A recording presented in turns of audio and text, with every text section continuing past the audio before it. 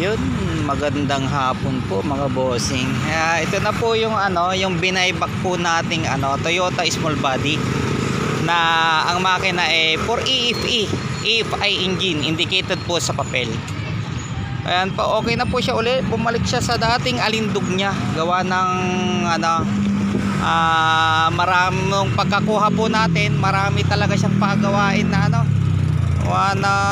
wala pati busina. Tapos sobrang dumi.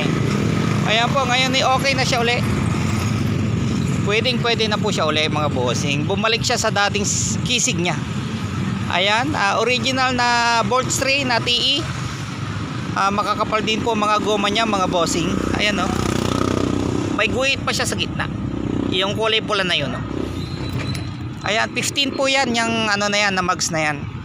Tapos siya, naka free flow muffler. Ayan po, free flow muffler. Ayan po mga bossing.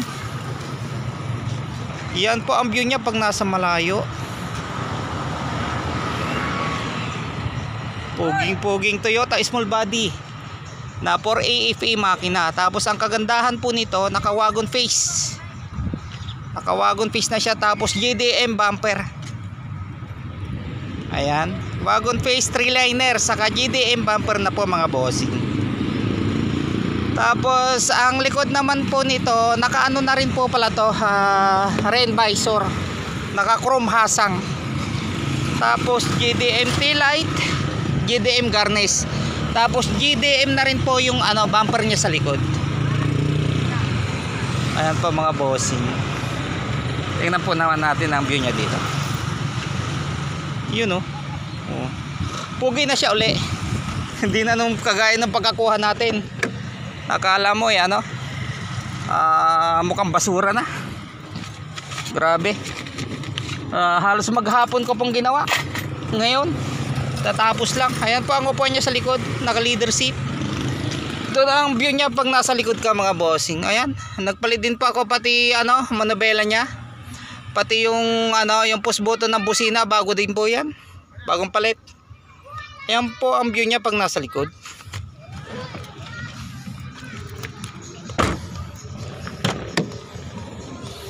Ayan po ang niya, hindi ko alam kung ano tawag sa puan na to, na racing seat.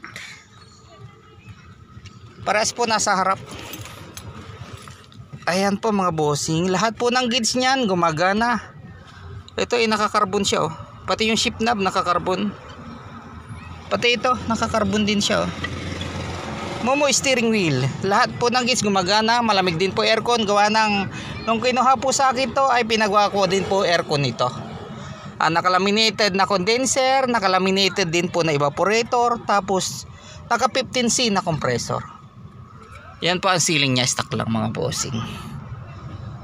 Iyan Ayan, start naman po natin mga bossing. Ay, tapos ano bang tawag dito, naka na rin po to naka central lock, ginawa ko din po yan. Tapos ito po yung remote, yung alarm, naka alarm na rin po yan. Start naman po natin. Ayan, one click naman. Yan pa ang voltmeter nya, 13.4. Yan, naka aircon naman po tayo. Pati stereo po niyan gumagana. Kinabit ko rin po yan nung kasi nung nakuha ko to walang stereo din. Pati yung relo gumagana. Ang pinaka issue po nito, sakit ng small body talaga, putok yung dashboard, kaya may cover na. Pero sa takbuhan, di po kayo may iwan dito. Gawa ng naka FI na po makina mga bossing. Lahat po ng gauge gumagana, pati busina gumagana na rin po. Yun, ang tanong naman kung magkano presyo ko ngayon dito. Ito, mas mababa po ang presyo ko ngayon kumpara noon. Ito pa, ang presyo ko po ngayon ay 75k mga bossing. 75k, ayun, may poging small body ka na. Ayan, original na mags po yan mga bossing. 75k. Bawasan ko na lang po. Puntahan nyo na lang po sa bahay. Sa mga gustong mag-walk-in dito po sa may number 48 Green Meadow Street, Pasita 2, San Pedro, Laguna. Ayan, napakalamig din po ng aircon. Ayan, silipin naman po natin ang makina nito mga bossing. Ayan po ang makina niya mga bossing. Napakatahimik po ng makina. Ayan po, EFI po yan. Ayan, bago din po pati battery niyan. Tapos bago din po pati alternator. Bago din po pati ano bang tawag dyan? Nalimutan ko. Distributor. Bossing. Ayan, for EFE makina, indicated po sa papel. Tingnan naman po natin kung may talsik.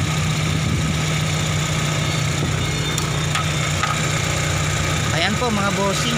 Wala din po siyang usok o talsik sa dipstick. Ayan, wala din po. Napakatahimik. Tingnan naman po natin dito. Ayan, galing na po sa takbo yan. Gawa ng dito po kasi ako ngayon sa may sentro. Ayan po mga boss, wala din po siyang bulwak sa radiator mga bossing o kaya pula. Yan o, naka-automatic radiator fan po yan o, hindi siya nakarekta. Ayan po mga bossing, hindi po siya nakarekta, naka-automatic radiator fan. Ayan po o. Yan, napakaganda po. Takpan na po natin. Ayan po, ito yung tuyo din po pati transmission. Wala din po siya mga tagas-tagas mga bossing. Yun o, naka wagon face. 3-liner po yan. Original po, ayan o, Koito. Koito Japan. Tapos ang smags niya ay TE37 na Volt 3. Yan po. Oo. Pogi-pogi naman mga bossing. Ito lang po may nung nakuha ko, di ko rin napansin doon sa pinagbaybakan ko. Wala na palang center cap sa dalawang harap. Ayan o. Yung huli may center cap pa. Ayan, iwan ko paano ginawa. Bakit nawala po yung center cap? Ayan o, yung harap walang center cap. Sayang naman. Sayang yung kotse. Kaya grabe hirap ko bago bumalik po sa dati. Halos maghapon po. Ayan, walang center cap. Napansin ko po nung nasa bahay na po ako. Hindi ko na po naitanong. Kaya ako kasi pag binili ko, wala nang tanong-tanong o tawag pa sa pinagbilihan ko. Kung ano yung abuting sa akin na po yun. Hindi katulad ng iba, nabili nila kahit isang linggo na. Kunting lang, sira, tawag dito, tawag doon. Ayan pa mga bossing, may center cap pa po yung huli. Yung harap lang po ang nawala. Ayan, sa mga nagtatanong po mga bossing, ayun, sinabi ko na po kung magkano presyo ko dito. 75k lang. Bawasan na lang po natin. Si Kulit, kasama na naman si Kulit. Hi ka. Yun, yan. Humaandar pa po yan ngayon, automatic radiator po yan. Yun, di pa naikot to. Tingnan naman po natin ang temperature niya. Ayan lang po ang temperature niya. Wala pa sa kalahati. Tingnan naman po natin kung may talsik mga bossing. Ay, usok pala sa tambutso. Wala naman siyang usok mga bossing sa tambutso. Napakatahimik mga bossing. Ayun, isara na po natin. Para makita po natin ang maayos. Yung mga basher ko na naman dyan mga bossing, bulok na naman po yung binebenta ko. Yung small body ko mga bossing. Yun, napakababang presyo naman. Nasa inyo na po yan kung bibili nyo o hindi. Ang sa akin lang lahat po sinasabi ko. Pogi naman talaga. Naka wagon face mga bossing. Wagon face GDM, harap likod po yan. Original plaka po yan stock pa. Yun, ang pinaka-issue lang po nito ay kung napakasilan po kayo, Pentora sa napakasilan, pero sa ano, napakakinis pa. Tapos expire po ng 2 taon.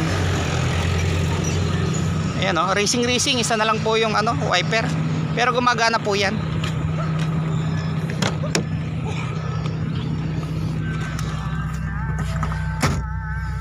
Ayan po mga bossing, ulitin ko po, ang presyo po nito 75k na lang mga bossing. Puntahan nyo na sa bahay.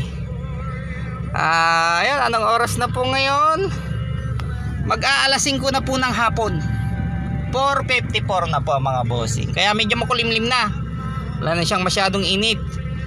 Ayan, 75 mga bossing. Sa mga gustong mag-walk-in sa may number 48 Green Meadow Street, Pasita 2, San Pedro, Laguna. Kompleto po papeles to. Yun. Tatakbuhin nyo na lang o kaya paparehistro nyo. Yun, nasa inyo naman po yung mga bossing. Pinakamaganda po, bago po kayo pumunta, lagi ko po sinasabi, magdala po kayo ng sarili nyong mekaniko. Kasi halimbawa, yung hindi po issue sa akin, i-issue po sa kanila. Kaya sila po, kung magdidesisyon sila kung bibili nyo yung auto o hindi. Yun po pinaka the best po mga bossing, para transparent po tayo. Ayan po, sa mga nagtatanong kung bakit ko po sinauli daw ito. Hindi po sinauli sa akin mga bossing. Binayba ko po gawa ng binenta po nung nakakuha sa akin at nangailangan po. Kaya binenta po siya ulit. Ayan, kitang-kita nyo naman po. Kondisyon naman po makina nito. Ayan, dala na lang po kayo ng mekaniko mga bossing. Sige po mga bossing, maraming salamat po ulit. May mga available pala tayong unit sa bahay. May Lancer pa po tayo doon na formado. May Toyota Big Body din po tayo doon na napakaganda din po. Rehistrado. Yung Toyota Big Body po natin. Hindi pa po natin talaga totally na-vlog yun, pero dadaling ko po yun dito sa pinagbablogan ko para may vlog ko po ng maayos. Siguro pa mga bukas po yun. Yung pwede rin po kayong mga mag-walk-in para makapili kayo sa bahay. May mga pagpipilian naman po kayo. Sige po, maraming salamat po mga bossing. Ay, saka pala, pakipali na rin po at saka pa-share. Meron po din po tayo sa may TikTok, saka YouTube. Maraming salamat po.